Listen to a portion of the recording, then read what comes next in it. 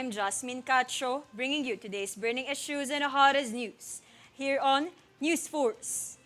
Here are today's headlines. DOLE issues guidelines for the payment of 13th month pay. NAIA intensifies security measures amid the influx of passengers during holiday season. DA to begin monitoring red onion supplies as per kilo costs reach up to 300 pesos. Over 500 families from National Capital Region graduate from Pantawid Pamilya program. International Data Corporation tablets demands drops as in-person classes resume. Philippine Army wrestlers dominate National Wrestling Open, winning several gold medals. Fair and balanced news. Comprehensive reports that will take you to the heart of the action. This is News Force. According to the regulations, the minimum 13th month pay cannot be less than 1/12 of the employee's annual basic salary total. Labor Secretary Benvenido Laguesma reminded employers and provided a computation of the mandatory benefit for workers in Labor Advisory Number 23. Rank and file employees in the private sector, regardless of their position, designation, or employment status, and regardless of the method by which their wages are paid, are entitled to a 13th month pay provided that they have worked for at least 1 month during the calendar year.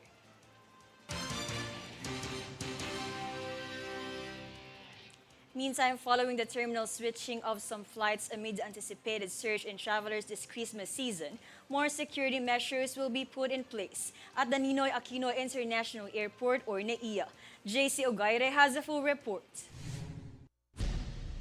Additional security measures will be implemented at the Ninoy Aquino International Airport or NAIA following the terminal transfer of some flights amid the expected influx of passengers this holiday season. Administrator of the Office for Transportation Security or OTS, Maria O. Aplasca, stated that additional manpower, equipment, and screening procedures can be expected at the country's main gateway. Aplasca stated that beginning December 1, the Philippine Airlines or PAL passengers flying to and from the United States and Canada using NAIA's Terminal 1 should expect an additional screening process. Computer tomography or CTS and advanced imaging technology or AIT scanners are also placed at Terminal 1, 2, and 3 to help in the screening of passengers and their packages.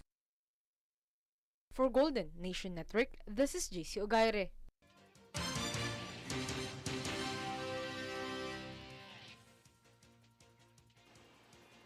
For health updates, the World Health Organization or WHO announced that monkeypox is set to be renamed Mpox in a bid to avoid stigmatization stemming from the existing name.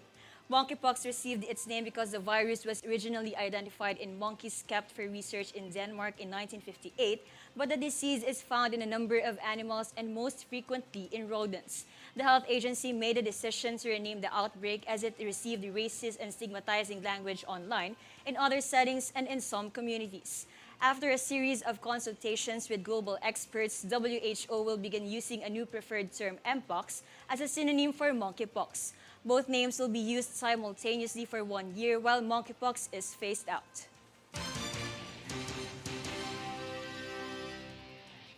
On to another health report, the Department of Health or DOH has recorded 1,083 new COVID-19 infections on November 28 and a total of 18,507 active coronavirus infections. The nationwide COVID-19 positivity rate in the country is at 10.4%.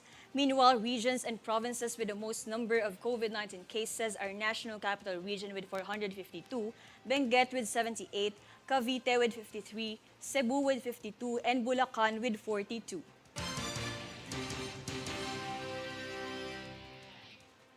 In other developments, the Metro Manila Council said that the proposed unified ticketing system in the National Capital Region will be prioritized. Here is the full report.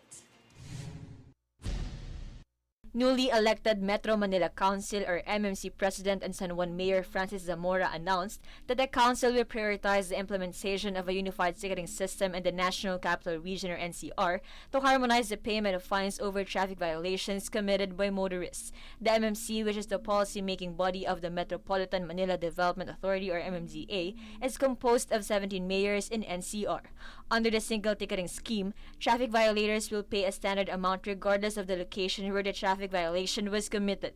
Drivers' licenses will no longer be confiscated, as motorists will have their licenses tagged by the Transport Bureau. With this, violators may also pay fines online through digital wallets or payment centers registered under LTO's Land Transportation Management System. Among the traffic violations to be included in the proposed single ticketing system are disregarding traffic signs, illegal parking, reckless driving, driving without license and registration papers, overspeeding, illegal counterflow, not following the number coding scheme, obstruction, and not wearing authorized helmets for motorcycle riders. Mayor Francis Zamora also added that the MMC is hoping that this will ease traffic jams in Metro Manila and that several other steps must be undertaken for a more holistic and progressive approach to solve traffic woes in the metro. For Golden Nation Network, this is Jasmine Cacho. Moving on, the Department of Transportation has announced that 69 of 72 MRT trains has been overhauled. Here is the full details.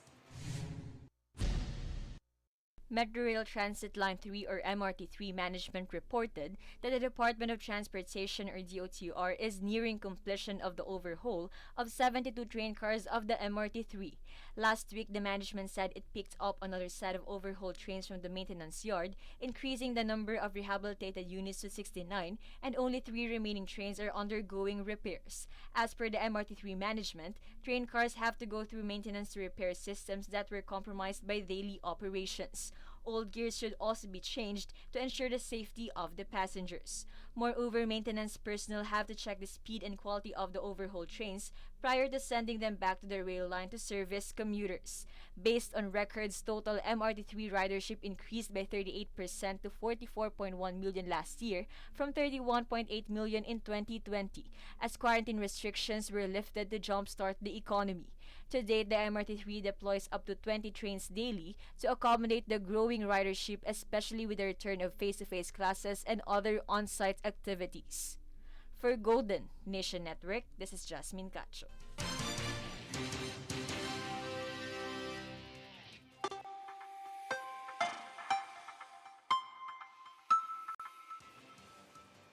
As per the Philippine Atmospheric, Geophysical and Astronomical Services Administration or PAGASA, there is no tropical cyclone or weather disturbances that is currently being monitored within the Philippine Area of Responsibility or PAR.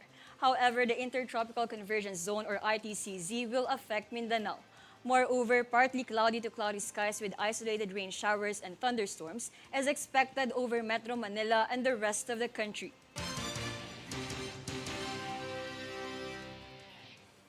Coming up next, on News Force. Municipality of Silang vows to help in resolving right-of-way issues in Cavite-Laguna Expressway.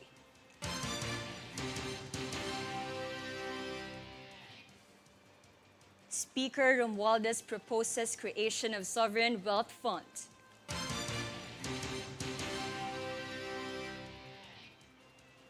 Over 500 families from National Capital Region graduates from Pantawid Pamilya Program.